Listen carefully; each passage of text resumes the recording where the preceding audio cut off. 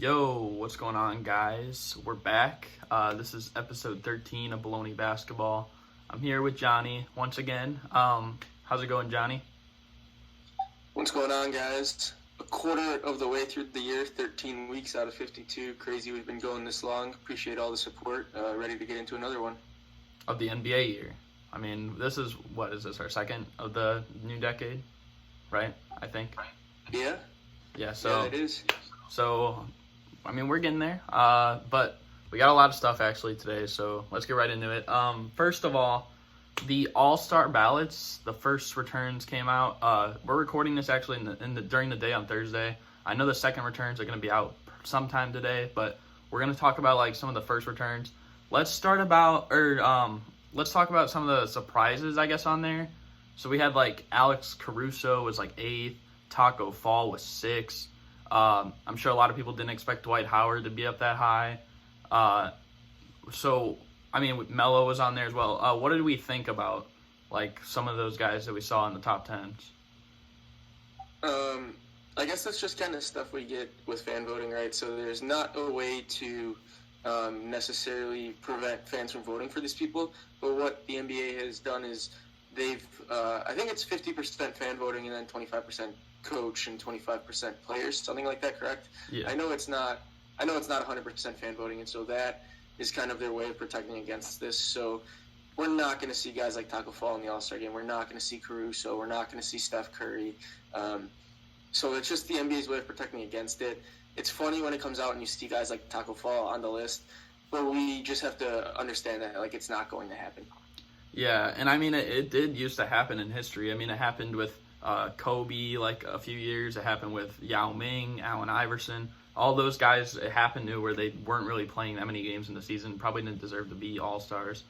But, I mean, yeah, that's kind of like what you get with the fan voting. But, so, another thing kind of with the All-Star ballots that was kind of interesting is that currently right now, I believe Luka has the most votes out of everybody. And, I mean, LeBron, he's always been up there at the top. Do you think Luka will be the captain this year instead of LeBron? I think it's very plausible, yeah. Like when I sit down and actually think about it, it's not crazy that Luka has the most votes, right? Could be putting together the best season by a 20-year-old ever in the NBA, and a top 3, top 4 MVP vote getter at the moment. So it's not crazy if he were to get it. We'll see how the votes shake out. Do you happen to have the difference in votes between the two at the moment? I don't, but I believe it was like, I think just like 50,000 or 60,000 or something. Yeah, see, so like that's not a huge number. That could swing in all of 30 minutes given the size of Laker Nation. So we'll see what happens, but like I said, it's not out of the ballpark to see that happen. Yeah, I think it's also possible. And I mean, I'm not going to add much to it, but the one thing I'll say is usually the like foreign players, I mean, if they're playing really well, like they're going to have like another like other countries behind them. That's why Giannis is up there right now for the East. That's why like every year you'd always see Jeremy Lin was always in the top 10 for, because he has like China behind him. So I think it's not really that surprising. I will say, I don't know if you have anything else that's like surprising, but the one thing that kind of did surprise me was to see Trae Young first in the East. I know he does have quite a bit of fans, but he also, it seems like, has quite a bit of haters like on social media. And the Hawks, they're currently like one of the worst teams in the league. So I was just surprised to see that. Also, he's missed some games, so I just thought that was really surprising. Yeah, I mean, he's got the numbers to be an all-star. Team obviously is underperforming by a wide margin. I just don't think he should be first in the backcourt. Like I said, he has the numbers to be an all-star. Off the top of my head, I'm trying to think how many guys I'd put ahead of him right now, just based on numbers plus team success. But I think he's going to be, as crazy as it sounds, I think he's going to be a fringe all-star, right? Like guys like Kemba are going to get in over him. Kyle Lowry will probably get in over him just because they're having team success as well. And then if there's room, Trae Young will find his way in. Yeah, for sure. But moving on, though, just the other day, we had a crazy game with the Toronto Raptors and the Portland Trail Blazers. And Carmelo Anthony showed us what Carmelo Anthony has done in prior years, scored 28 points, and had the game winner. What did you think about the game from Melo? Melo can still ball. I'll say that. It took teams a little too long to figure that one out. But in the end, Portland is 11-13 with Melo, so it's not like he's really giving them a huge boost. What I will say is that this could be a turning point for Portland, right? I mean, granted, Toronto was depleted with injuries. They were up. Portland came back. Melo hit a 3, I think it was before this, to kind of set that up. And then he hit that game winner. So he's playing well. We'll see what they can do. They still just aren't a very good defensive team. Yeah, they don't have really great defensive players as of right now. I mean, that's kind of like with the injuries and stuff. But, I mean, it was really nice to see, like, Melo have he's had a few games where he's had, like, crazy stuff. But, like, to come up clutch and have a game like this, and especially against a team like the Raptors, who have played well all year. I mean, they've had injuries themselves, and they've kind of surprised a lot of people. So I thought that was kind of cool just to see that. Yeah, I mean, if nothing else, it's a feel-good story. Yeah. But that wasn't the only game winner we had over the past week. This was kind of a crazy sequence at the end of the game. So the Pelicans beat the Kings off a J.J. Redick layup in the final second. But they were up 4, the Pelicans were, and then Nemanja Bjelica had a crazy 4-point play. It's funny because I was actually watching the game with my dad, and I said, well, it is possible, like, they could do this if, they get a 4-point play, and, like, they were kind of ruling it out, they actually did, but, I mean, they ended up losing, which was unfortunate. What did you think of, like, the end of that game? How many times do we see J.J. Redick attempt a layup, a shot inside of the paint, and then he wins it on it? It's kind of funny. But, I mean, Redick, great shooter, great everything, and ends up winning it on a layup, which I just found to be a little comical. Big win for the Pelicans. They're playing well lately. Derek Favors being back is huge for him, and now we're just awaiting the return of Zion. Yeah, they still have a chance to get in the playoffs, but I also thought that was funny, like, that he went in for a layup for the game winner. That was just, like what are the odds, But, yeah. We're going to move on. So the next topic we have is probably one of the bigger topics we've had over the past week. Andre Drummond, there's a lot of trade rumors about him now. The Hawks have been, like, trying to make a trade, possibly work. The Celtics, Mavericks, Raptors, all those teams are very interested. Do you expect him to eventually get traded, and do you think he helps any of those teams? I think the Pistons will eventually move him. I don't see... I think if he gets traded, which I do think will happen, the Hawks may appear to be the best suitor for him. Just because if I'm the Celtics, I don't want to give up some piece out of my core to get Drummond, who's not really going to help me for what I need him for. The Mavericks are an intriguing fit to kind of make a trio with him and Porzingis, but I like Porzingis playing the 5, and if I'm Dallas, I'd like to go out and try to find like a 3-and-D wing, a guy like Covington or a guy like Bogdanovich.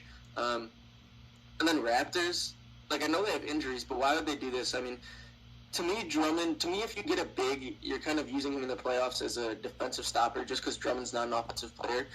And the guy they have, Marc Gasol, has already proven to stop Embiid like all the time. And they have Ibaka, they have Gasol, they have Siakam. So, like, they don't need another big. And so that one just is a little odd to me. Yeah, I feel like the Mavs and Raptors don't make much sense. I don't know if he really is a good fit for the Mavericks and the Raptors. You just mentioned, like, all the guys that they have already for, like, rim protection and stuff, or just, like, able to, like, get rebounds and stuff. The Celtics could be a good fit, but I mean, they don't want to give up, like, obviously, like one of their starting lineup pieces. Maybe Daniel Tice. That might be the only one that might be okay with parting with. But you don't want to, like, get rid of Gordon Hayward, or you don't want to get rid of Jaylen Brown to get Andre Drummond. I mean, if they could facilitate a trade where, like Tice or Carson Edwards or Romeo Langford or Brad Wanamaker, like, throw in, like, basically all those guys, and I mean, it would hurt their bench, but that might be the center they need. But yeah, I think the Hawks is probably the best fit. It would put John Collins back at the 4, and it would give them a reliable center, because I know Bruno Fernando, he's been starting there quite a few games. I mean, he's still pretty young, so I could give him a mentor as well. Yeah, and Trae Young is obviously a brilliant playmaker, and just to have a guy like Drummond who you could throw it up to all the time, just because now with Collins being able to shoot, playing the 4 is kind of good for him, right? So he could kind of be that guy in the corner, so that when Drummond and Trae Young run the pick and roll, he can always throw it out to Herder, he could throw it out to Collins, or he could throw the lob to Drummond. So I think he would kind of open up the floor a little bit more. Yeah. Our next topic, though, is actually a team that I feel like nobody has kind of paid much attention to. I mean, they paid attention to their spotlight player, but the team is the Memphis Grizzlies. I mean, most of us are probably leaning towards Ja Morant being the Rookie of the Year as of right now, but I don't think a lot of people expected them to have this much team success. I mean, right now I believe they're the 9 seed in the West, and we're almost halfway through the season. So, how much are the Grizzlies exceeding expectations? So the Grizzlies are exceeding expectations. Yeah, 16-22. Most people didn't expect this, but I think this conversation isn't right if we talk about a lot of teams that are underperforming. So the difference between the 8 seed and the 14 seed is 4 games. Grizzlies are 9th, tied with Portland. They're a game out from San Antonio. Sacramento and Minnesota are a game behind Memphis. Phoenix is a game and a half behind Memphis, and New Orleans is 3 games behind Memphis. So having 2 bad nights could drop them to the 13th seed, which then again is still only 4 games out from the 8th seed. But I think a lot of it is the culmination of other teams underperforming. Yeah, and I mean, even though with that, I think the Grizzlies, they're about on pace for, a 35-win season if they keep this up. So, I mean, that's a lot more than, I expected for sure. I remember in our prediction episode, the very first episode of the podcast, I predicted the Grizzlies would have the worst record in the West. So, they're definitely exceeding expectations for me. And, I mean, it'd be interesting to see, who they put on the trade block, because I know they have vets Jonas Valanciunas, they have Jay Crowder. So it'll be interesting to see what that team looks like from a record standpoint and a roster standpoint by the end of the season. Theoretically, they could get 2 firsts for Iggy and Crowder, and Jonas probably get him a bench piece in the second round or something like that. So they could stockpile some picks. When you trade guys like Iggy and Crowder, they're going to be 2 contenders, so those first-round picks aren't going to be lottery picks. But still, to pile up another couple of first-round picks in the next draft, 2 or whatever, I mean, it's still valuable. That's the other thing. I didn't even mention Iggy. I mean, that's the thing. I think that they've played so good recently that maybe a few more people are, paying more attention to how good they've been playing and not, we still have a guy like Andre Iguodala, a finals MVP, that's not even playing. He completely just skipped my mind right now. But, yeah, that's crazy. So, let's move on, though, to a certain player that's been injured all season. He actually got injured last year on my birthday. But it's Victor Oladipo. A scheduled return on January 29th, which is against the Bulls, unfortunately. Everyone has to, come back and make everything harder for the Bulls. But, what do we expect from the Pacers once Victor Oladipo gets back? And also, I mean, they still have Malcolm Brogdon out. What do we expect from this team when they're fully healthy? Yeah, I was going to say, when they're fully healthy, they're going to be a pain in the East. They already are a pain in the East. They lost Bogdanovich, and they kind of got back the T.J. Warren, Jeremy Lamb, Malcolm Brogdon type trio. But I want to halt our expectations on Oladipo. I want to let him get healthy. I want to be playing 15 minutes a game or whatever for a month or however. They're going to have some plan to make sure that they don't rush him because there's no need to rush him. But I'll say this: no team in the East is going to want to face the Pacers first round as a 5 or 6 seed. You know what I mean? They're just too talented. Sabonis is playing very well. the Turner trade talks have kind of died off a little with him a little. I mean, their top 7 guys when healthy is a very good 7. Yeah, it's amazing though, because like they had a bad start to the season, and Pacers fans, some of them were saying like fire Nate McMillan, all that stuff, but they've really turned it around, and I mean they've been a playoff team for years, so it makes sense. I've been on Twitter saying that when the Pacers are fully healthy, I think they're the second best team in the East. I think the only team better than them would be the Bucks. So I mean that's assuming Oladipo comes back and he's at least somewhat of what he was before injury. He doesn't have to be like, the same like statistical output and stuff like that, but as long as he's playing good and like helping the team win, then yeah, I think this is probably the second best team in the East when fully healthy. That's fair. I mean, outside of Milwaukee, for me, it's, the next tier with Toronto, Boston, Philly, Indiana. To me, they're all super close. Yeah. I mean, you could kind of go whoever you want, but yeah, that's just my opinion. Moving on, though, to a team that we just talked about earlier, the Detroit Pistons. Apparently, they said they don't intend to trade Derrick Rose unless he actually requests a trade. Now, I'll just kind of give my take. Personally, I don't think he will request a trade. I don't know if he's really that kind of person. I mean, he might, but I don't know. I would just want them to trade him to a contender, though, because I feel like he kind of deserves it. But what is your thoughts on this, Johnny? Dwayne Casey's already come out and said he'd play more if he could, but with his whole knee and injury history and whatnot, he's really only good to go 20, 25 minutes a game. So when you think about it this way, as a contender, you really have to take that into consideration. Like, how much do you give up, if you want to go for him, how much do you give up for a guy that can't really go more than 25 minutes a game with the injury history? And so his trade value's got to be dinged up a bit because of that. But I think Rose is just happy with basketball, and I don't really see him asking for a way out. Yeah, I don't think he's that kind of person, as I said. But, I mean, at least he is playing. Like, I think he's only missed about, 5 games so far this year, which is pretty, impressive. I don't want to jinx it, but, I mean, I'm just kind of, happy to at least, see him out there playing,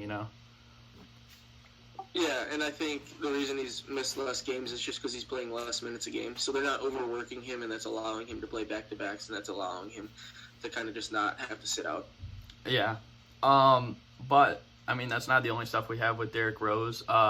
It just announced that Derrick Rose intends to be in the skills challenge in the Chicago 2020 All-Star game this year. We also have Dwight Howard, who agreed to be in the dunk contest. Ja Morant got invited to the dunk contest. And then just recently, Luka Doncic and Trae Young both were invited to, the three-point contest. But if you have, any type of, wants for any of these, events during All-Star Weekend, do you have, anyone that you want to see in a particular event? I want to see a LaVine-Aaron Gordon rematch in the dunk contest. Derrick Jones Jr. is incredible, so he's going to be in there. And then I think Howard already accepted it, so we would need the next two to be Gordon, LaVine. I'd like to see that. I like Rose in the skills challenge, kind of just being back in Chicago. Vince Carter as a possible All-Star game extra add-on just to celebrate his career. Three-point contest, I'm trying to think. I'm not sure if I really have... Duncan Robinson. I'd really like to see Duncan Robinson in the three-point contest. Yeah, just to throw out a few, I would like to also see Vince Carter in the dunk contest. Just for one more time, 20-year anniversary, which is just insane to say that. But of when he won it in 2000. But I'd also like to see probably Devontae Graham, I think, in the three-point contest. He's just been playing really well this year. And Davis Bertans, because he's also having a career year for him, and he kind of deserved to be in it last year. He had the highest three-point percentage, but they said he didn't have enough attempts, which I think is kind of dumb. He still shot a lot. And the other thing I'd like to see is probably Isaiah Thomas in the skills challenge, because I know he used to be in it back when he was with the Celtics, and then he had injuries and stuff like that. But now he's kind of having a comeback year, and I think it'd be really fun. I'm pretty sure he got to the finals one time in the skills challenge as well. He may have. I can't quite remember. And I remember they even did that twist, like where they had the bracket with big guys and the bracket with guards. So a guy like Jokic is always fun to throw in there just for laughs. Yeah, and I will say one thing. This isn't like just for All-Star this year, but down the line, I think they should bring back the Shooting Stars Challenge, like the thing that like Chris Bosh, Dominique Wilkins, and I think it was either like Maya Moore or Swin Cash. I can't really remember who the WNBA player was, but I think they should bring that back. I thought that was one of the more entertaining things at All-Star Weekend. Yeah, I remember exactly what you're talking about. I thought that was really cool to watch too. You kind of just get to get a current player, retired player, WNBA player, and just throw them together and see who can hit the shot from all the spots first. I've always said too about that. It would be cool if like they added a mascot, like the mascot had to make the half court shot or something, because like that's what they always do usually at the like timeouts, half times, whatever. Like I don't know, I feel like that would be a cool thing to add. But yeah, that would be a pretty cool twist. Yeah. So moving on though to a team that's, I mean, not really completely struggling, but kind of having some issues, and it's actually the Los Angeles Clippers. And they just got beat badly by the Memphis Grizzlies this past week. And Montrezl Harrell came out and basically said, like, we're not a great team. So what do you take from what Harrell's trying to say here? I don't look into it too much. As we've been saying all year, the Clippers, their whole thing is the long game, right? Getting healthy for the playoffs. If you look at it, I think it's really only been one game in which Kawhi, Paul George, Shamet, Beverly, Harkless, Harrell, and Lou have all played together, and that's going to be like their top 7 for the playoffs. So I think later on in the season we're going to see them all kind of play together, and then we'll get a better idea. Yeah, I think it might be, like, I don't really know, because, I mean, the Raptors last year, when Kawhi load managed, they were all kind of, like, prepared for it, and then they could come out in the playoffs and, get the job done. But not everyone, I don't think, is going to be on that same page. So, I mean, for the Clippers' sake, they're probably hoping that they can all, like, agree to that and, like, be fine with it, whatever. But, I mean, it was obviously a bad loss. I still think they're a pretty solid team at least. I mean, you can't be a bad team and lose to, beat teams like the Jazz, the Mavericks, the Lakers twice. So I think they're definitely still a really good team. Yeah, it could have been nothing more than a wake-up call, too. Yeah. Moving on, though, we have a player who had a ton of hype around him when he got drafted. It's kind of died down, like, this year, and that's Lonzo Ball. And in his last 5 games, the Pelicans, they're 3-2 in those 5 games, and he's averaging over 21 points, nearly 7 assists, over 6 rebounds, shooting 51% from the field and 40% from 3.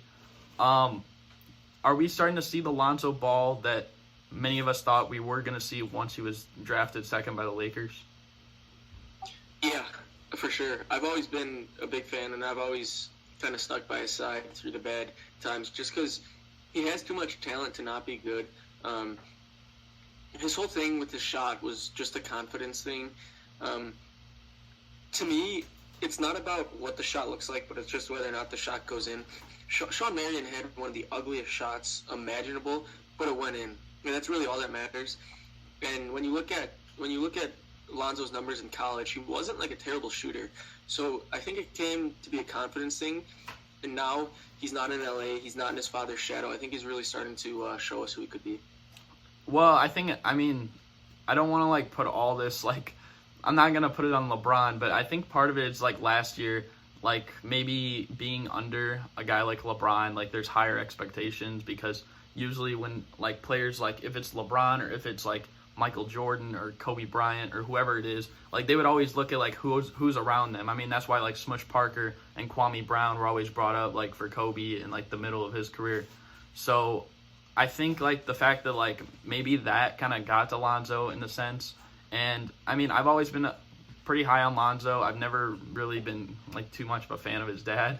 But, I mean, you can't really hate the guy because of his dad, Like, that's, I feel like, kind of uncalled for. But I'm glad that he's playing well, and I think he will be like a really solid player like when it's all said and done. Yeah, he's essentially free, and he's not in a huge market, so I think it kind of has just taken the attention off of him. Yeah. Moving on, though, this was pretty interesting. So last night, the Pacers played the Heat, and I mean the Heat had control over basically the whole entire game. Granted, the Pacers still have people out with injuries, but there's a point in the game where like Jimmy Butler and TJ Warren were like, screaming at each other and stuff, getting at it. And then like after the game, of course, when the Heat won, Jimmy Butler put on his Instagram like something about TJ Warren, like you can't guard me, and like circled like the day for like the next game and stuff like that. Are we starting to think that this is like a serious rivalry? And how great would a playoff series be between these two teams? Not so sure it's a rivalry. If it is, it's kind of just piggybacking off of the whole Paul George Pacers versus LeBron Wade Heat. But I think I'm a huge supporter of Jimmy, but this was uncalled for. Take the win, move on, and don't do any talking. There's no need to bring all this attention to your team and whatnot. Yeah, it's funny because, like, I mean, obviously, like, we're both Bulls fans, but, like, I've never been, like, too fond of some of the stuff that Jimmy said or done. So I think, like, this is also, like, kind of a, like, I don't know what you're doing type of moment. But, I mean, in a playoff series, like, between these two, it would be really interesting, especially once, the Pacers get fully healthy. I mean, Eric Spoelstra is a solid coach, and they have, like, some vets along with some young guys. But the Pacers, they've had their core together for, like, the past 3 years, adding in, like, the Malcolm Brogdon and TJ Warren. Just really quick, let's hear what your pick is. In a playoff series, right? Well, not right now, but, like, in the playoffs, assuming Oladipo is back, assuming Malcolm Brogdon is back, and they play the Heat, who wins that playoff series? I'll still go with the Heat. I just think part of they have Butler. And I know you said assume Oladipo's healthy, but we know Butler as of now is at least healthy. We don't know what Oladipo's going to look like. We don't know what that chemistry is going to look like. We have Bam is just playing out of his mind. You have a vet in Dragic, so you still have that mix. The Pacers just haven't been able to get over the hump, and I just think that the Heat have been playing so well, and it would look like Miami would have home court advantage, and they're just almost unbeatable at home right now. Yeah, I mean, that's definitely fair to say. We don't know, like, what they're all going to look like. I mean, I'm sure Brogdon will come back and still do the same stuff, but, I mean, Oladipo, he's been out for, like, over a year, or he's going to be once he comes back. But, I mean, assuming he comes back and maybe it takes, like, longer than expected, kind of to get the gist back together, I would probably say that the Heat would win that series. But assuming Oladipo's back and he's playing close to what he played last year, along with Malcolm Brogdon, I would probably take the Pacers. It would definitely go 6 or 7 games, though. Yeah, that's fair. This isn't one like where it's like, oh yeah, this team's for sure going to win. Like, it would be close. Yeah, it would definitely be, if it was a first-round matchup, it might be the most entertaining first-round matchup we could ask for, honestly. For sure. And now, I mean, we kind of got through all that. There were a lot of topics that we tried to breeze through, get our takes on, but now we're on to the daily picks. So last week, and this is Thursday day, so like there is another game later tonight. It's the Thunder playing the Rockets and Westbrook's return home. So I got 3 of 6 last week. Johnny got 4 of 6. We both picked the Thunder, so regardless, Johnny's still going to have the most for this week. But let's make our picks for the upcoming week. So Friday, we have the San Antonio Spurs playing the Memphis Grizzlies. Who's taking that one? Spurs. I got the Grizzlies. They will be at home. They've played really well. I think the Grizzlies are going to win that. Saturday, we got the 76ers and the Mavericks. Who's winning that? I'll go with Dallas. I'm also going to go with the Mavericks on that one. Sunday, we got the Miami Heat and the New York Knicks. Who's winning that? The Heat. I'm going to take the Heat, but hopefully there isn't another situation like when they played the Wizards about a week ago. That was like kind of a crazy game. But yeah, for real. Monday we got the Magic and the Kings. So who's winning that one? Sacramento. I'm going to go with Orlando on that. Tuesday, we got the Mavericks playing the Warriors. Who's going to take the dub there? Dallas. I'm not taking the Dubs to take the dub. I'm picking the Mavericks as well. And Wednesday, we got the Spurs playing the Heat, a former rivalry about 5 years ago. Who's winning that? Miami. I'm going to take the Heat as well. And then Thursday, we got the Orlando Magic and the LA Clippers in LA. Who's winning that? Clips. I'm taking the Clippers too. I feel like there's a lot of similar teams. We have like Orlando twice, Miami's on here twice, the Spurs, and the Mavericks. That's like 4 teams are on here twice. But I mean, it's like randomly generated. But I just thought that was funny. But yeah, I think that's basically gonna do it for this episode. Johnny, do you have anything to say at the end? Nothing more to say. I'll see you guys next week. Thanks for the support. We'll see you guys next week. Voting returns come out today for the second ballot. Everyone vote D Rose. No. But yeah, well, we're going to be out of here, and yeah, we're out. Peace. Peace.